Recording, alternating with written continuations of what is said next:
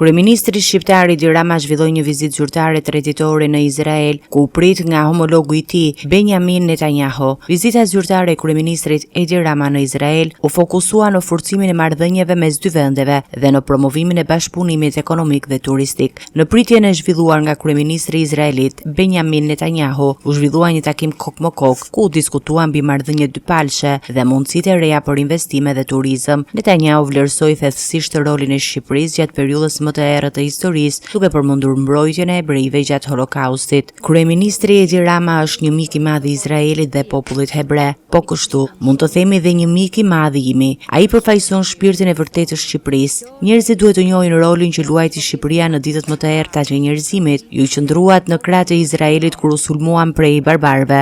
Ne vlerësojmë këtë thellësisht. Ne po ndërtojmë marrëdhënie të shkëlqyera mes Shqipërisë dhe Izraelit. Numri i turistëve izraelit që kanë shkuar në Shqipëri është rritur në 800%, ndoshta 1000, dhe kjo do të rritet edhe më tej. Trashëgimia historike e Shqipërisë në mbrojtjen e hebrejve gjatë Holokaustit e bën këtë lidhje thellësisht të veçantë, një dëshmi që kurrë nuk do ta harrojmë dhe duhet ta trashëgojmë brez pas brezi. Krahti, kreu i qeverisë izraelite, Benjamin Netanyahu, vuri theksin tek marrëdhëniet e mira mes dy vendeve. Ju qëndroni me kurajo kundër atyre që duan të shprapsin. Ju qëndroni krah së vërtetës. Ju qëndruat krah Izraelit kur u sulmuam nga barbarët. Busulla juaj morale nuk u lëkund dhe kjo është diçka që ne vlerësojmë thellësisht dhe që ju shënjon si një udhëheqës të jashtëzakonshëm të popullit tuaj. Rama përmendi gjithashtu tmerrin e sulmeve të 7 tetorit dhe nënvizoi rëndësinë e mbështetjes së Shqipërisë në përpjekjet ndërkombëtare për paqe dhe stabilitet në rajon.